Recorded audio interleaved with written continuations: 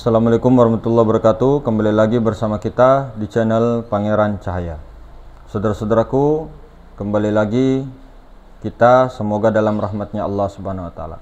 Jadi kita akan membahas tentang tasawuf ya. Jadi tasawuf itu ada tiga, ada tasawuf akhlaki, irfani dan falsafi. Namun biasanya tasawuf falsafi ini dipopulerkan oleh Syekh Mansur Al-Hallaj, kemudian Syekhul Akbar Ibnu Arabi rahmatullahi alaih.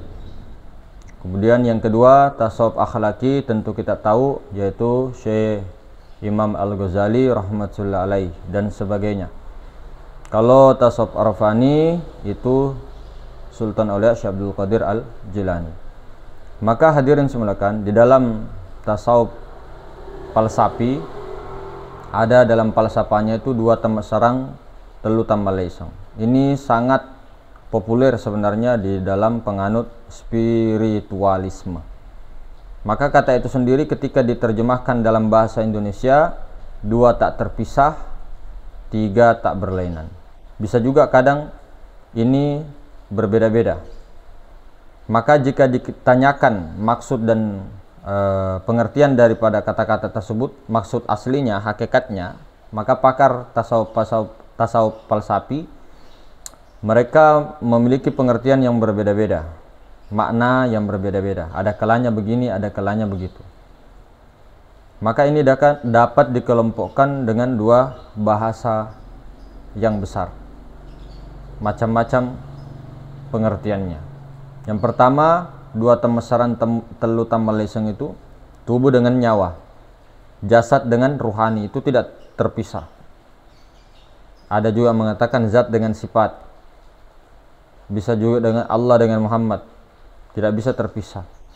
Hitam dengan putih tidak terpisah. Mata putih dengan mata hitam juga.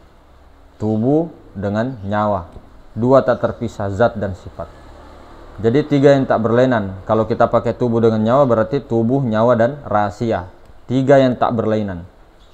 Dua tak terpisah, tiga tak berlainan. Dua tak terpisah, tubuh, nyawa, rahasia. Itu adalah satu kesatuan yang utuh. Maka mereka selalu mengatakan di dalam tubuh ini ada nyawa. Di dalam nyawa ada sir, ada rahasia. Maha ruang, kosong semata-mata. Bukan berarti di dalam ini ada Allah, tidak, tapi kita semua ada di dalam lautan ahadiyahnya zat Allah mutlak. Maka kemudian pendapat kedua juga itu kadang mengatakan Allah dengan Muhammad, dua tak terpisah. Tiga tak berlainan, Allah, Ahmad, Muhammad. Atau bisa juga Allah, Nur Muhammad. Atau bisa juga Allah, Rasul Muhammad. Dua tak terpisah, tiga tak berlainan. Jadi tiga kesatuan ini antara Allah, Nur dengan Muhammad. Jadi bahasa kita tuh satu. Satu, bukan menyatu. Jadi kalau bahasa bahasa Al-Qur'annya tuh esah. Tunggal. Jadi Allah, Nur, Muhammad tuh satu kesatuan yang utuh, tidak bisa diceraikan, tidak bisa dipisahkan. Maka kata Syekh Mansur Al-Hallaj mengatakan, Maha Suci Allah yang telah menampakkan sifat-sifat yang nasut, lalu muncullah kami ini sebagai lahut. Kemudian dia menampakkan diri kepada kepada makhluknya, manifest tajalli dalam wujud orang yang makan dan minum, sehingga orang-orang dapat melihatnya dengan jelas melalui pandangan mata dengan mata. Di sini jangan salah paham. Maka tajalliyahnya Allah Subhanahu wa taala yang dimaksud di sini adalah sifatnya Allah, yaitu ruh, yaitu Nur Muhammad, nyawa. Maka dikatakanlah oleh Ahlus Sunnah wal Jamaah, ruh ini bukanlah Tuhan, tapi bukan juga makhluk. Ini sifat Allah. Bukan pencipta, tapi bukan juga ciptaan, tapi hembusan. Kalau makhluk itu ini yang berjisim, yang bertubuh, yang berjasad, yang berdarah, yang bertempat, yang kelihatan ini nah. Alam semesta, batang tubuh itu makhluk nih. Nah, itu ini yang muhaddas. Nur Muhammad yang Nur Muhammad yang zahir ini muhaddas. Kalau Nur Muhammad yang itu Ahmad itu qadim. Maka tidak ada solat ketika orang-orang tidak mengenal daripada asal mula kejadian daripada dirinya. Aslinya tidak ada sholat dimaksud di sini, barangkali jangan sampai tidak ada sholat kita yang diterima. Tapi kembali lagi, jangan sampai dengan kita seperti ini mengatakan kepada orang-orang yang kedudukan syariat percuma sholat dan sebagainya. Jangan begitu. Sering kita ulang-ulang. Karena kenapa? Yang dinilai itu adalah napas terakhir. Yang dinilai itu akhir hayat. Kemudian Allah itu mempunyai rahmat yang sangat luas, maha luas. Tidak bisa kita mengatakan dan sebagainya, ini masuk neraka, ini masuk surga. Urusan Allah. Ini benar, ini. Tidak usah urusi, campuri. Oh ini begini. Mending kita konsepnya ini ke diri saja. Maka itu tadi kembali lagi. Jangan sampai juga berpaham hulul, ittihad, wujudiyah yang belok kiri. Jadi bukan menyatu. Bukan antara dua wujud menjadi satu. Ini paham sesat.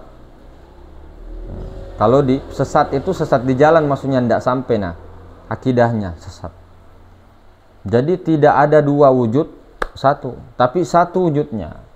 Kelihatan dua namanya, tapi satu wujudnya, zat dan sifat. Jadi tidak ada hubungannya manusia itu yang mempunyai, saya mempunyai tubuh jasad ini, saya mempunyai hati, nyawa dan rasa, tidak. Jadi yang mana af'al Allah pada kita? Nah, kelihatannya kita ya bahasa syariat, yaitu tubuh. Itu afalnya Allah, bayangan-bayangannya. Nah, itulah. Kemudian nyawa, hati itu, apa itu? Asma'nya Allah. Nyawa, sifatnya Allah. Sir kita adalah zatnya Allah, mutlak. Maka jangan sampai kita berbeda pandangan oleh ulama-ulama kita yang rasyid. Al-ulama rasul anbiya dalam pandangan tauhid. Karena dalam ulama tasawuf, dalam tasawuf ahlu sunnah wal jamaah, semua sepakat. Larinya itu ketemu, tidak ke sana, tidak ke sini. Maka banyak sekali dalil yang menunjukkan, kata Ibnu Qayyim al-Jauziyah, nyawa adalah sifat Allah. Ini betul-betul dikaji oleh para ulama-ulama kita, dikaji oleh para guru-guru kita. Kemudian kita mengulang-ulang bagaimana memusyahadahkan ruhaniyah dengan rasa zauqiyah, dengan rasa, tapi jangan bertahan di rasa. Namun awal tahapnya adalah ke rasa, bukan perasaan loh ya, bukan perasaan, tapi rasa. Kemudian turun ke sir, kesadaran. Inilah yang perlu kita pahami. Inilah yang perlu betul-betul kita jaga. Perlu duduk di situ. Tidak hanya paham, pintar cerita dan sebagainya, tidak. Tapi betul-betul duduk, mantap, isbatul yakin. Maka hadirin semuliakan, Allah Subhanahu wa taala telah memberikan kabar yang paling banyak di dalam Al-Qur'an, di dalam hadis, ulama-ulama, ijma' qiyas, khobar-khobar yang indah, terutama oleh uswatun hasanah kita, yaitu baginda Nabi Muhammad sallallahu alaihi wasallam. Maka bisa juga dikatakan berkenaan dengan nyawa tadi.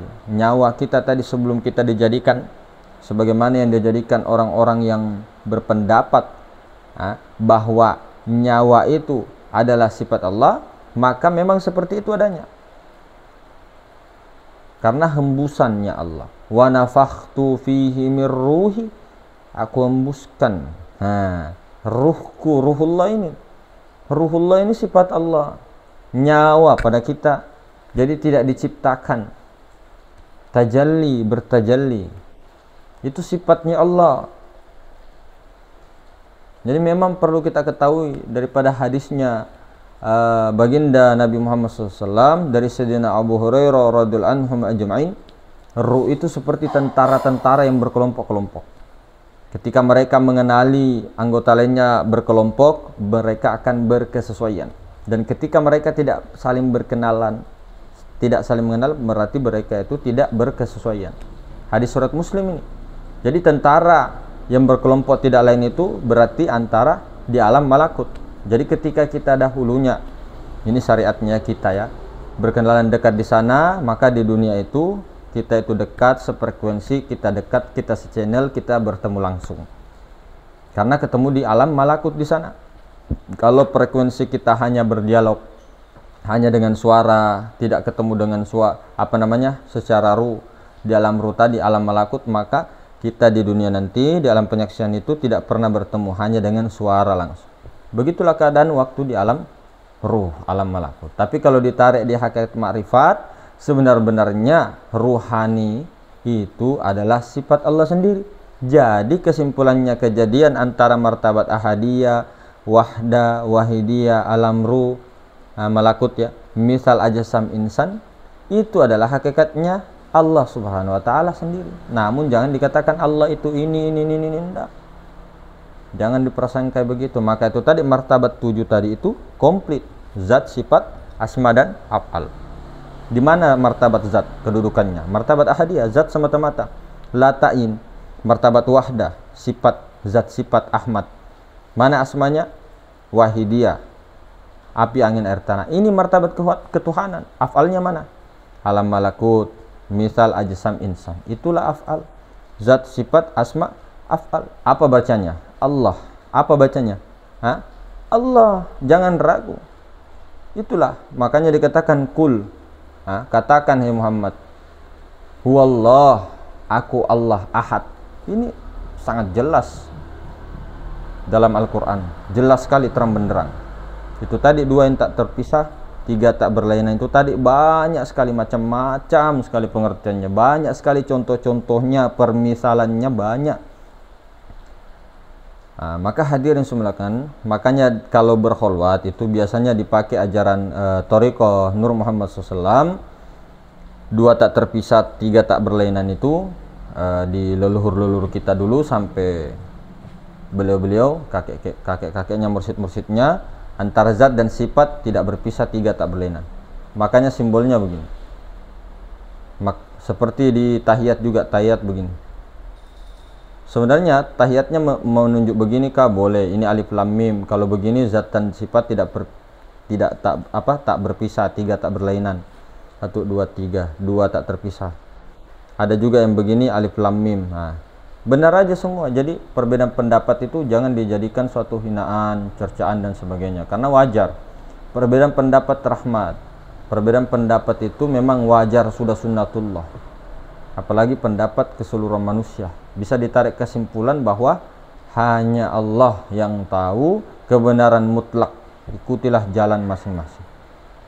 Maka hadirin semuliakan Allah subhanahu wa ta'ala. Kata Nabi SAW, kul hazi sabili ad'u ilallah. Inilah jalanku, kata Nabi Muhammad SAW. Inilah jalan, kul hazi, katakan ini jalanku, hazi sabili ad'u ilallah, mengajak manusia taat kepada Allah. Ini dengan basirah, ana basirah. Maka hadirin semuliakan, yakinilah bahwa Tuhan yang sebenarnya Tuhan itu tidak bisa dicapai siapapun, tidak bisa dikenal oleh siapapun. Bahkan tajallinya sendiri yaitu Nur Muhammad hanya sampai kepada tauhiduz zat, makom zat. Tapi yakini ketika sudah melebur ke makom tauhiduz zat, artinya hakikatnya Allah Ta'ala sendiri, di situ yakini bahwa ada Tuhan yang tak berzat, sifat, asma dan afal. Sembahlah Tuhan itu yang aku itu, Rabbul Izzati. Tapi jangan dikatakan bahwa Rabbul Izzati itu zat, Rabbul Izzati itu sifat, tapi lain. Namun tiada lain, jangan juga dipisah, diceraikan begitu. Jadi pahami stratanya. Rabbul Izzati, kemudian Allah Maha Hidup ya. Kemudian Nur Muhammad Ahmad hidup. Kemudian dihidupkan. Jadi ada komponennya. Jadi Rabbul Izzati, kemudian zat, sifat, asma dan afal itu. Maka seperti itulah adanya. Mudah-mudahan kita semua tetap dalam tauhid yang diridhoi oleh Allah Subhanahu wa taala. Ketahuilah bahwa ulama itu ada 3. Ulama mursyid itu ada 3. Tidak semuanya mursyid itu memahami keempat-empat syariat thariqah hakikat ma'rifat. Ahlinya tidak. Ada yang mursyid itu ahli di bidang thariqah hakikat ma'rifat 3 dia kuasai, tapi syariat hukum tidak. Ada yang begitu. Kalau kita pukul rata semua tanpa melihat pendapat ijma' para ulama kita, tidak mau kita belajar. Yang empat-empatnya lengkap itu adalah Al-Ghaus, Kutubul Ghaus. Itulah wali, pemimpin para wali pada zaman 100 tahun ya, satu orang. Kalau empat-empatnya komplit loh, komplit dan sempurna seperti mujaddid di dalam Thariqah, Syekh Saman Al-Madani, Syekh Yusuf Al-Makassari, Syekh Abdul Rabb As-Singkil, kemudian Syekh Muhammad Bauddin An-Naqsabandi, Syekh Imam Asy-Syazili, apalagi Syekh Tijaniyah, apalagi Syekh Abdul Qadir Al-Jalani. Itu semua adalah Kutubul Ghaus, Kutubul Ghausnya, pemimpinnya para wali. Maka itu tadi ada 3, itu tadi yang menguasai 3 tapi satu tidak dikuasai, ada juga menguasai hanya satu-satu, kemudian ada yang menguasai 4, jadi ada 3 wali yang mursyidah. Nah, itulah hadirin semuanya, janganlah kita terlalu fanatik ataupun terlalu menggembor-gemborkan diri kita secara langsung ataupun tidak langsung. Maka jalani sesuai dengan kedudukannya, syariat, thariqah, hakikat, ma'rifat, mudah-mudahan, dan jangan pernah menghina orang yang belum melaksanakan syariat ataupun belum melaksanakan hakikat ataupun belum melaksanakan ma'rifat ataupun thariqah. Karena ada masanya, kita tidak tahu. Siapa tahu dengan kesombongan kita dengan seperti ini, merasa duduk atau bagaimana, kita terlempar. Wallahu a'lam bissawab. La haula wala quwata illa billah. Assalamualaikum warahmatullahi wabarakatuh.